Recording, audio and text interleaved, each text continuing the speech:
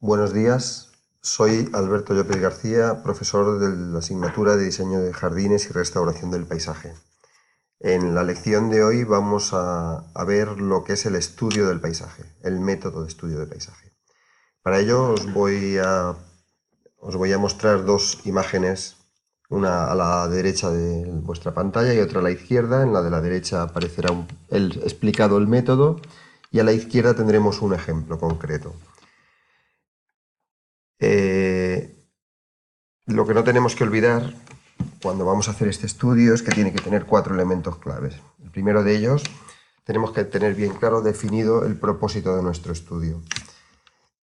Tenemos que analizar qué actividades y procesos inciden e interfieren en el paisaje que estamos viendo. Tenemos que establecer los objetivos de calidad paisajística y, por último, hay que indicar qué medidas y acciones se van a poner en marcha para cumplir los objetivos previstos. En la imagen que tenemos a la izquierda podemos ver, pues, es una panorámica de Oporto, el río Duero, y entonces lo que observamos aquí es una imagen con la que hay que trabajar, que os pasará en algunos proyectos que tengáis que hacer. A veces estaréis in situ y otras tendréis imágenes como esta. Y en este nos planteamos como propósito del estudio detectar qué elementos debemos proteger y plantear acciones que ayuden a evitar el deterioro en el paisaje. Las actividades y procesos que inciden en este paisaje intuimos, porque muchas de las conclusiones que se sacan de este estudio son intuiciones, a veces subjetivas. Sobre todo es la actividad comercial que se debe al turismo, que digamos frecuenta mucho pues, lo que es la zona del puerto antiguo de Oporto. ¿Qué objetivos de calidad paisajística nos planteamos? Pues reforzar los elementos existentes para que el observador se meta dentro del ambiente medieval de la ciudad, y al mismo tiempo nos planteamos como un objetivo claro el conservar esos espacios verdes que veis ahí remarcados, rodeados en rojo, porque nos van a ayudar a mantener los contrastes entre los edificios superiores y la parte de abajo de la ciudad. Bien, para caracterizar el paisaje, digamos que trabajamos como con dos tipos de elementos. El primero son las unidades del paisaje y el segundo los recursos paisajísticos.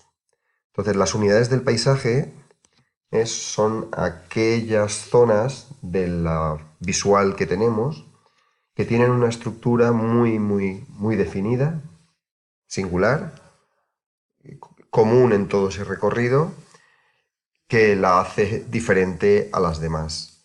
Tiene una coherencia importante en todo lo que es ese espacio que hemos definido como esa unidad. Fijaros en la imagen que os he puesto ahí, yo en principio marcaría como unidad de paisaje el cielo, las montañas del fondo, el cordón montañoso y las zonas de cultivos que tenemos delante. En el caso de nuestro ejemplo, yo ya os digo que esto es un poco subjetivo, a lo mejor alguien encontraría otra unidad de paisaje. Lo importante es que argumentéis vuestra propuesta.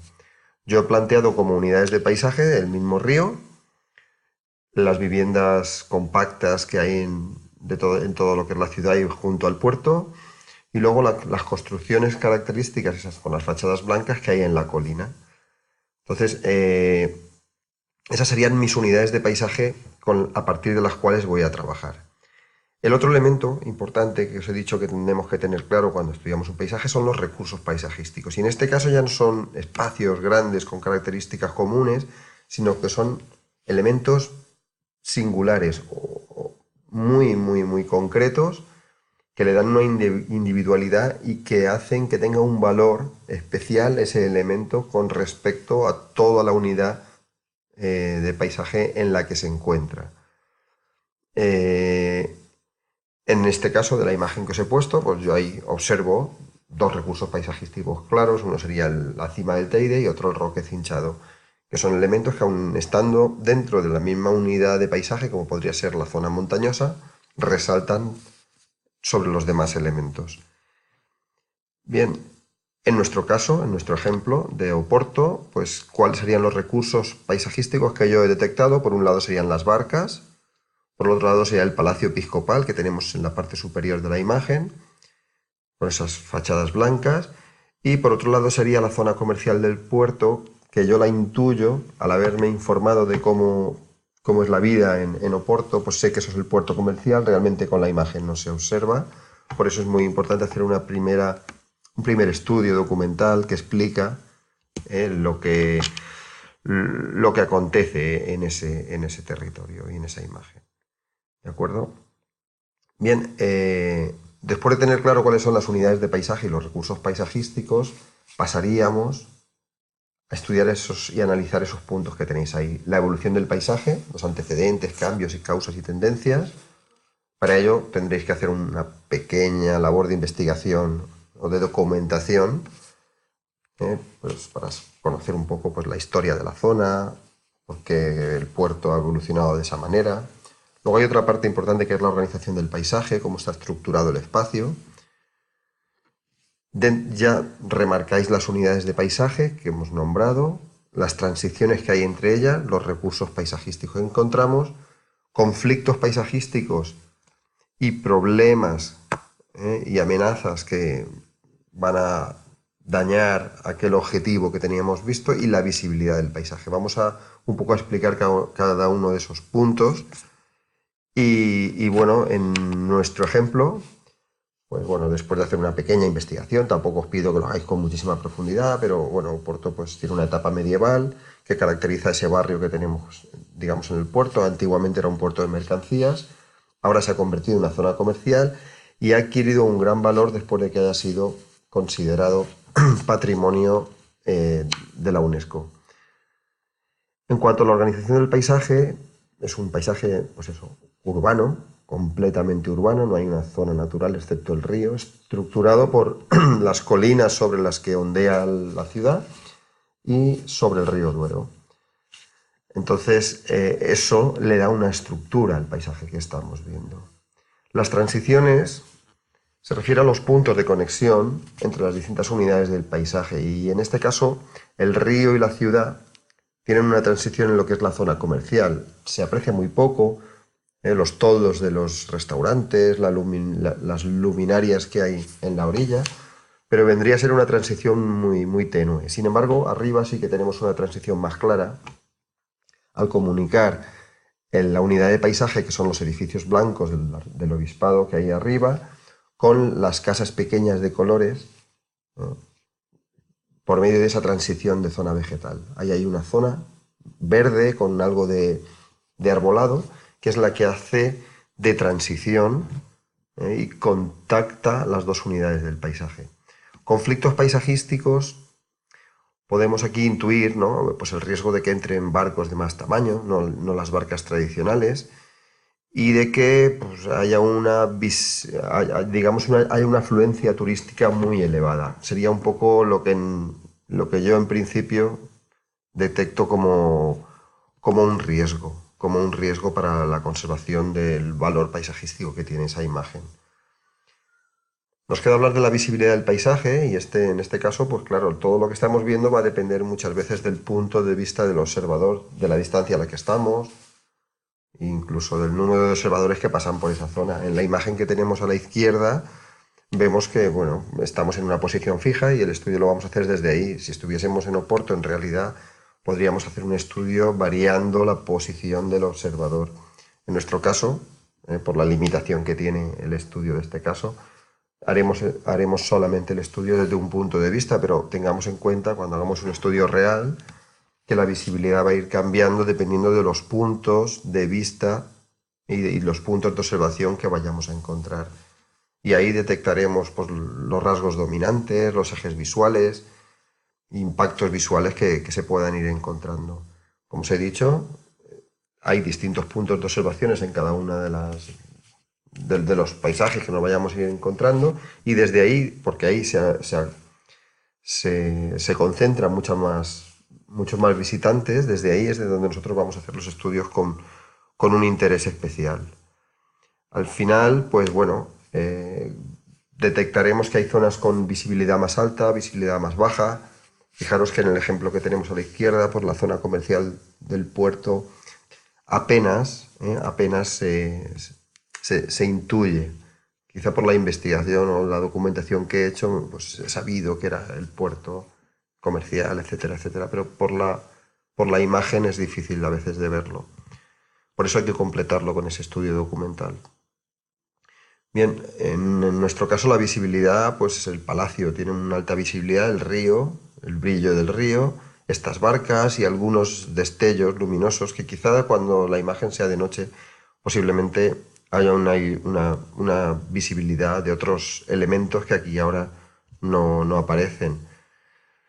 El rasgo dominante para mí aquí son las barcas, el brillo del agua y los edificios del arzobispado que están con las fachadas blancas.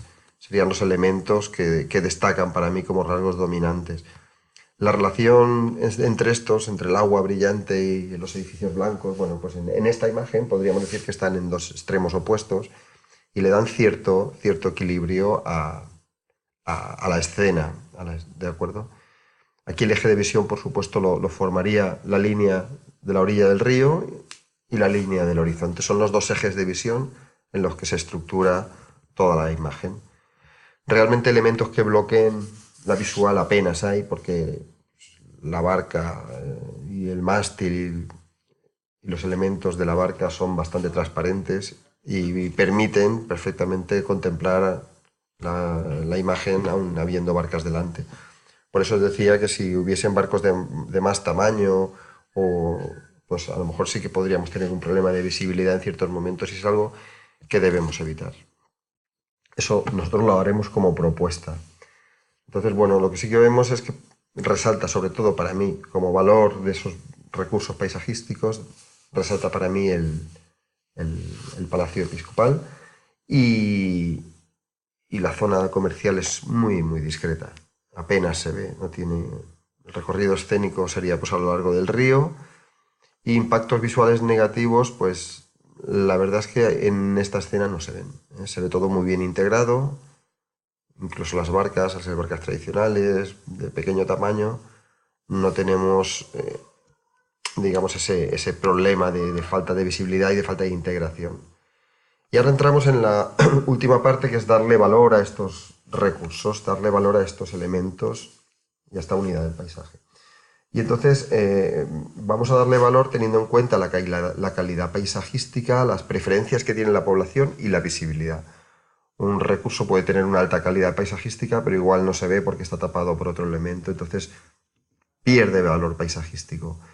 Tenemos que tener en cuenta, para darles valor a los recursos, el interés por la conservación del mismo, lo representativo que sea, si es singular, si está bien integrado con el entorno y si es un elemento de calidad que aporta belleza a la escena. Para ello vamos a utilizar estas tablas en las que en la de arriba veis que ponemos varias unidades del paisaje, 1, 2, 3, en mi caso pues serían los edificios blancos, el río y las casas de Oporto, ¿no? del casco urbano. Y ahí hablaríamos de la calidad paisajística que tiene, el valor social y la visibilidad. Y lo mismo haríamos con los recursos paisajísticos, usaríamos una tabla similar y le daríamos valores que van de 0 a 4, 0 para un elemento que tiene un valor muy bajo y 4 para un elemento que tiene un valor muy alto. En el ejemplo lo vamos a ver ahora. Entonces, nosotros, por ejemplo, aquí, hablando de unidades del paisaje, que habíamos definido el río, las viviendas junto al río y la colina con el palacio, pues consideramos que la que más calidad paisajística tiene es el palacio, le hemos puesto un 4, como veis. Las otras dos también tienen una calidad paisajística importante, con un 3. El valor social, el río, que es una arteria de Oporto y que está muy vinculado a la ciudad, le hemos dado la mayor puntuación. Y en cuanto a visibilidad, le hemos dado puntuaciones altas a río y colina del palacio y una puntuación bastante más baja a las viviendas junto al río por lo poco que destacan. Pero ya os digo que esto es algo subjetivo. En fin, esta tabla me ha servido pues, para hacer una aproximación un poco más analítica del valor que tienen esos elementos. Y haciendo el mismo, digamos, estudio, el mismo razonamiento con una tabla similar para los recursos paisajísticos, que eran las barcas, el palacio y la zona comercial, pues acabáis viendo pues cómo le doy más valor al palacio. Para mí es el elemento a destacar. Claro, estas puntuaciones me hacen dejar claro cuáles son los elementos más importantes a proteger y que tienen que ser tenidos en cuenta a la hora de hacer mis propuestas. Medidas y acciones que voy a proponer para conseguir los objetivos iniciales, teniendo en cuenta, como ya habéis visto, cuáles son los recursos más, digamos, con más valor. Entonces, mis propuestas serían limitar el tráfico de barcas, conservar la calidad de las edificaciones, prohibir construcción de otro tipo de estilos y conservar los espacios verdes de la colina, a los que yo les doy mucha importancia por el efecto de generar contrastes entre distintas unidades del paisaje. Y con eso tenéis un documento en el que habéis hecho un estudio detallado y en el que incluís propuestas de cualquier paisaje que tengáis a la vista. Y con eso daría por acabada la lección. Espero que hayáis comprendido bien la dinámica y si no, pues ya sabéis, en alberto@malvesia.org os podéis poner en contacto conmigo para resolver cualquier duda. Muchas gracias por vuestra atención.